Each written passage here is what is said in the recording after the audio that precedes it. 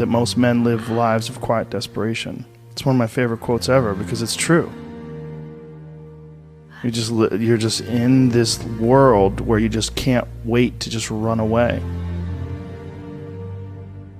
But I think one of the reasons why these people have this deep-seated anger and resentment is there's a bunch of people out there that have these lives that are deeply unsatisfying, because I think there are so many people that are working all day long doing something that is deeply unsatisfying and almost painful. Yeah, soul killing. Soul killing. Yeah. They're stuck in traffic all day, and then they're stuck in a cubicle after that. They relish the time to take a shit in the bathroom and look at their phone. I mean, they literally do that. That's a highlight of someone's day. They get in traffic on the way home. They get home after that, they're watching television, and they're f***ed. If people have a regular day job, if you could just find some one thing that you do as a passion project and just keep building on it, just keep watering it, keep adding fertilizer, keep giving it attention, keep giving it focus, and you can escape. You can escape, and you can be self-serving. You could be okay. You're gonna be okay.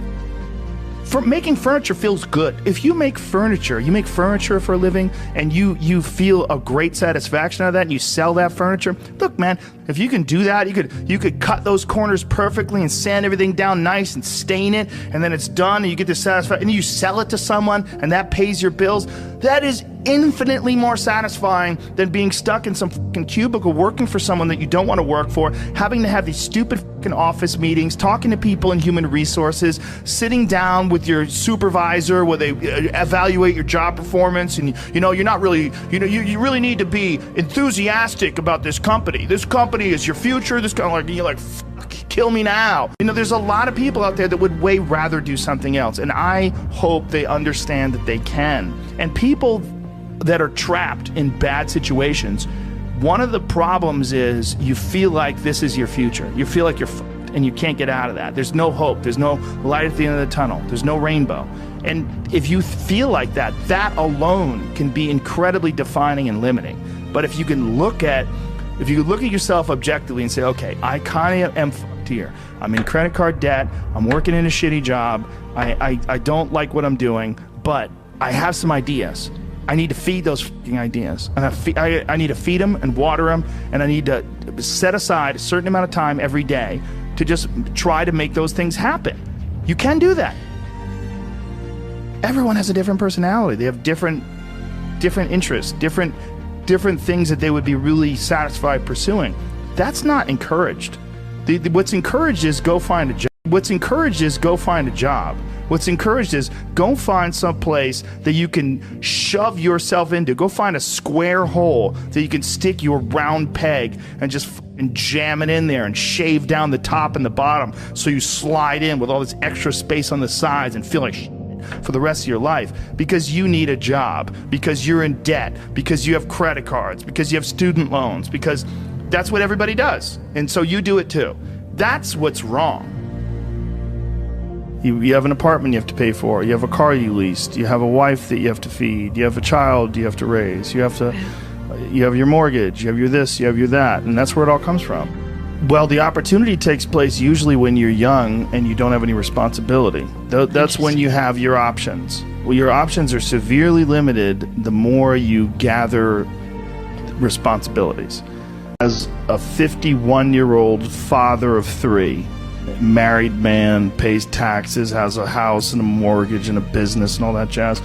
If I had to quit everything now and struggle the way I struggled as a stand-up comedian, it would never work.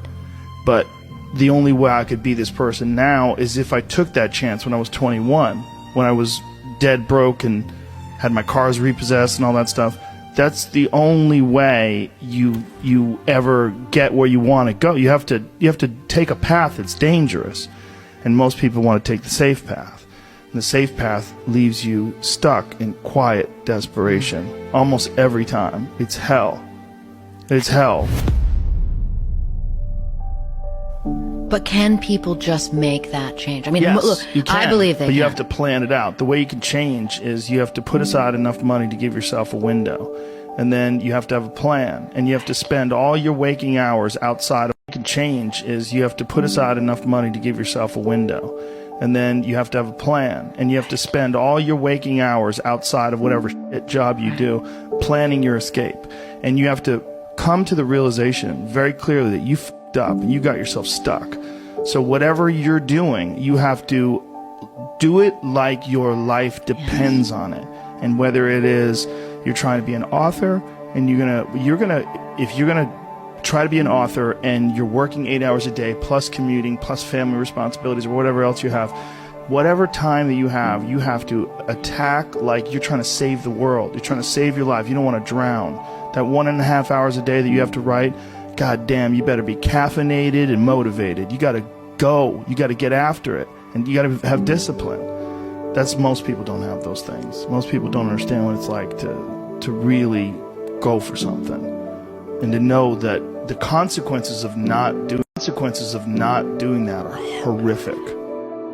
I think here's an important thing too. Failure is important. It is important. I think failure teaches you things that you don't learn from success. I think failure gives you an opportunity for self-examination, and also gives you a feeling that is very uncomfortable. And that very uncomfortable feeling helps you grow. That when you feel like you screw something up, like when I've had bad podcasts, my podcast has always gotten better afterwards. When I've had bad stand-up sets, I've always gotten better after that, because those bad sets motivate you. They give you a perspective like, hey, here's some clear examples of where you f***ed up. Yeah, what not to do. Yeah, don't look at these failures as like proof that you suck.